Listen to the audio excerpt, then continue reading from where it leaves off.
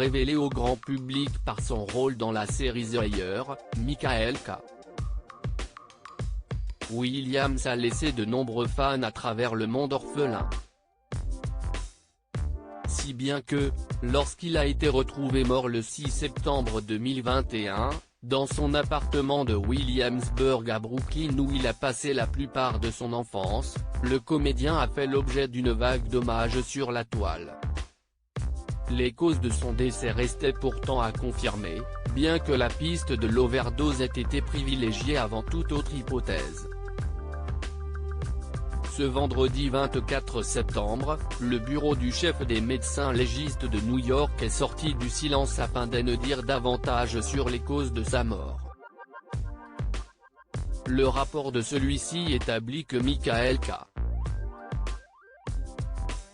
Williams est bien mort à l'âge de 54 ans des suites d'une overdose.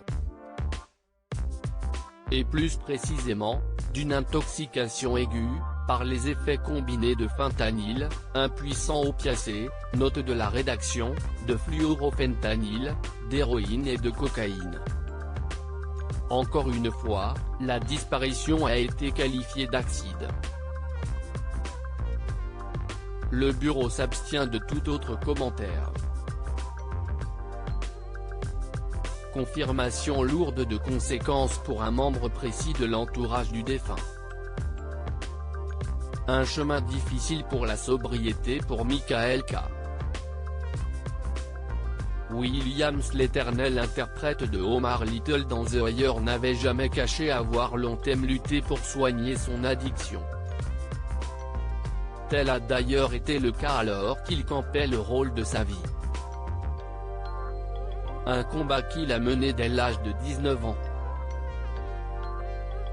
Dieu m'a sauvé pour un but, disait-il au cours d'une interview accordée à Inside Jersey en 2012. Alors, j'ai décidé d'arrêter la drogue, puis de rester clean. J'espère pouvoir être cette personne. Durant ce même entretien, Michael K. Williams a confié que cette décision était surtout due au soutien inconditionnel qu'il a reçu d'un pasteur de la Christian Love Baptist Church de Irvington, dans le New Jersey.